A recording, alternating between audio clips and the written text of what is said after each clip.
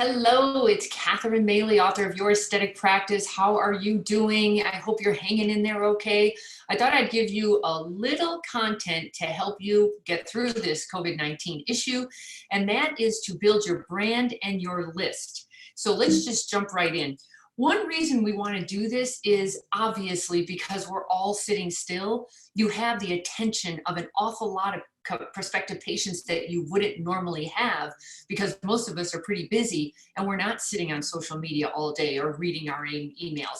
But during this time, email reading has skyrocketed, and it's a perfect time for you to get your list built up again with patients who used to know you, who now are following you again, and also, of course, new patients who don't have any idea who you are.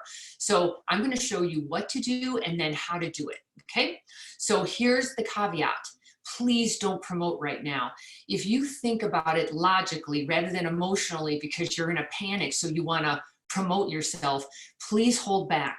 This is the time to build your brand, and your brand is that of a cosmetic surgeon who cares about his or her patients, who care about their welfare, and who are entering the conversation in their heads, which is the COVID-19 virus. It's a very big deal. It's a global issue. The patients or the prospective patients have tons of uncertainty. We don't know yet how this is going to play out economically or psychologically. So right now, you're just showing empathy to your patients and prospective patients. Now, that means you just want to educate and entertain. I call this phase one. All you're doing is educating and entertaining so the prospective patient and your current patients get to know you even better, because a lot of them only know you as one thing, and that's a surgeon. They don't know you as anything else, like a father, a husband, a cook, a sports enthusiast, whatever, and on and on and on, a dog lover, that's mine. So this is the perfect time for you to play around with this and get to know how far you want to go with your personality in this. So I'm going to give you some ideas. Obviously, you should be doing virtual consultations. Now, I highly recommend they be free during this time.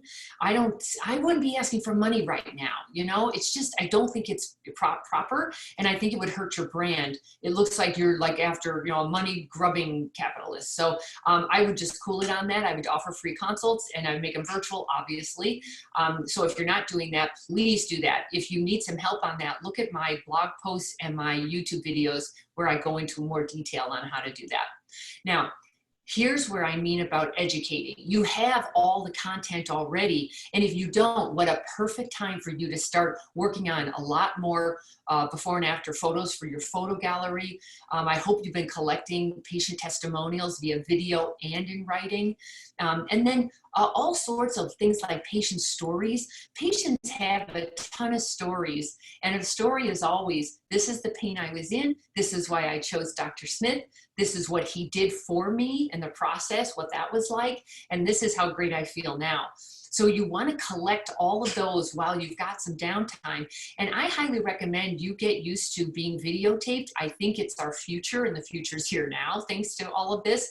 I would pull out your iPhone, I'd pull out your iPad, I'd start a Zoom US account, or use whatever you'd like. But video conferencing, I think, is the way to go with your virtual consults anyway. And then you might as well do it for your patient educational videos as well. So just like what I'm doing here, you could do Q&A, you can do just patient educational procedural videos, like just pick a procedure. And you already know the content. You talk about it all day, every day. So all you're doing is pretending you're doing a consultation and then answering the typical objections that you normally get. Now, here's the entertaining part.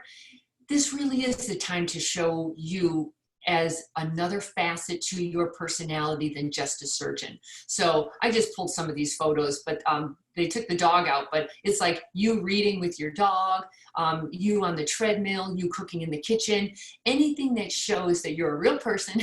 And the more a prospective patient gets to know you in the different facets of your personality, the much more likely they are to want to go the next step, which is to do a virtual consult with you. And when that goes well, to then come in and see you when the time is right. So please think about that. Another great idea is for entertainment is to give them some free resources while this thing is going on. For example, you can give them links to things like free music, free exercise apps, free movies, free food delivery, anything in your neighborhood that's been interesting that you have, like for example, I recently heard about Instacart for food delivery, and that was new. People kept saying Instacart and I didn't get it because I always just went directly to Safeway. Well, it turns out Instacart is now the ticket to Safeway, and I didn't know that. So don't assume people know everything about the resources. Showing resources also indicates to your brand is that you care about your patients and you're showing a lot of empathy for them. So that's really good stuff. Now, don't forget, while we go through this content, your number one objective is to get the person's contact information. So when you're doing all this content, you always want to keep in mind, how can I get their name, their cell, and their email? Because that's the point. You're building a list that you can follow up with once the dust settles. So for example, you can offer free reports. You can have a section in your emails called "Have a question for Dr. Smith." You can, most of you have opt-in forms on your website, so make sure you have that. Here's the caveat to that though. Don't ask them 400 questions right now. Right now, you're just preliminarily building a list of patients who are interested in cosmetic rejuvenation, and you're just asking for one little piece of it. You don't want to ask 4 pages of your patient intake forms right now. You just want to collect the contact information so you can call them or email them when the time is right. Now, content is king. It always has been. And here's why I'm doing this. You want to develop content, but you want to distribute it a whole lot of different places. So I'm going to show you how to do that.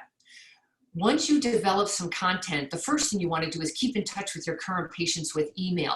I cannot believe the email open rates have skyrocketed. And if you think about it, most of us are so darn busy and our email folders are so full, but with all of us sitting around, we're now opening all those emails. So please, keep writing, keep in touch with your current patients so they know you care, you're still there, and you're going to be there when things settle down.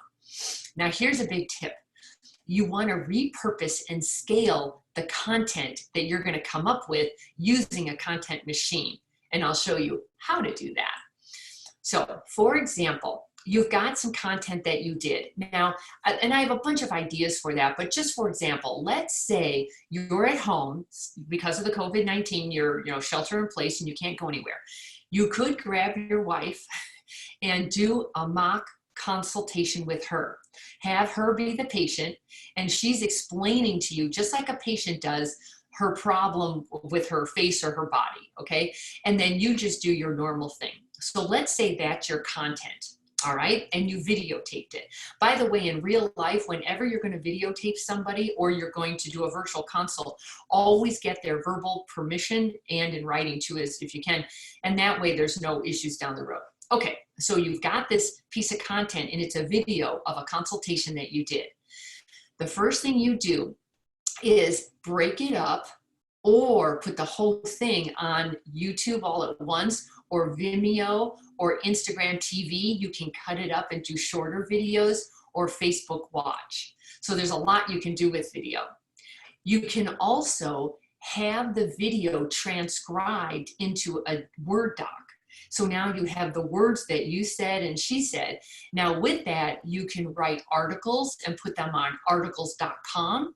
You can also, I forgot to write in here, Instagram Pulse is an article place for, LinkedIn. LinkedIn Pulse is a place where you can put articles. I think, and this is just my guess, I think LinkedIn is becoming the next Facebook. And I like LinkedIn because it's a more mature database.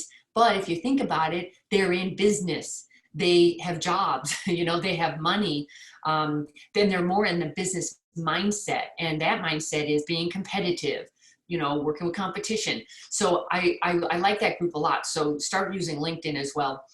You can also transcribe it and use it in blogs, and you can spread it out. It doesn't have to be one blog. It can be 4 different blogs, depending on the topics that you pick.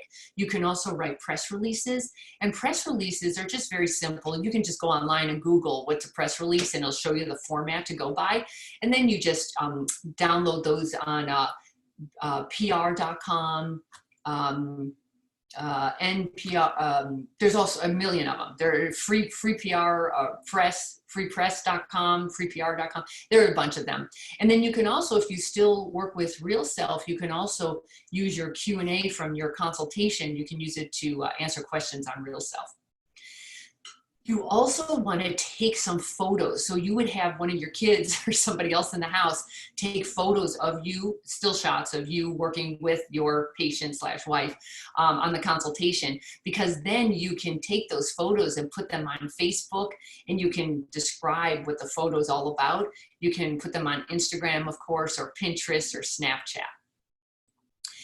And then you also want to pull the audio from it, and with the audio, it can become a podcast. Now, I do have a podcast. I will just warn you that you don't start it in a cavalier way. You have to commit to a podcast and give it regular content. I personally do it once a week. It's a chore because if you're not used to it, you have to come up with topics, and it's one more thing to do. So don't start it if you don't want to. However, I will tell you, out of all the things I'm showing you here, my podcast gets the most traffic of everything. Isn't that interesting? So do what you want with that, but look at all of the podcast sites that there are. We just put it everywhere. We put it on iTunes and all of those. So there's a bunch of them. So that is your content machine. Now, here's the caveat again. Once you do all of this, you watch and you see who's clicking on what, who's engaging in any way, whether they're commenting or liking or sharing. If any of that happens, you want to grab that content and make ads for that to put on paid channels. Here's the thing. A lot of you have a false sense of productivity because you think just because you're posting on Instagram or Facebook, you're all covered. Well, they're only showing maybe 5 to 10% of your patients, your material, and the rest are being strangled because these platforms want you to pay to play.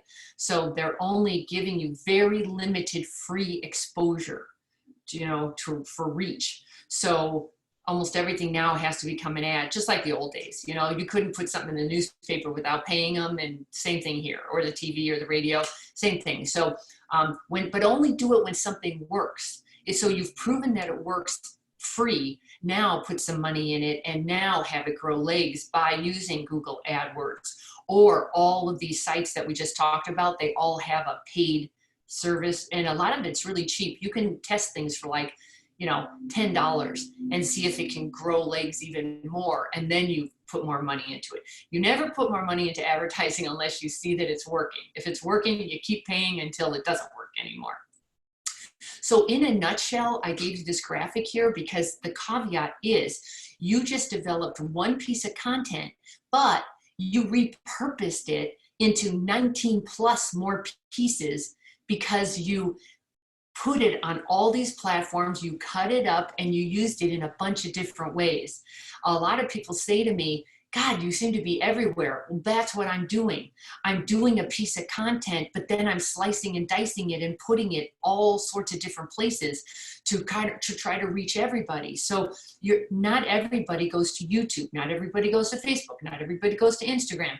That's the point. You're trying to spread your word out to all different platforms to collect the contact information of interested prospective cosmetic patients.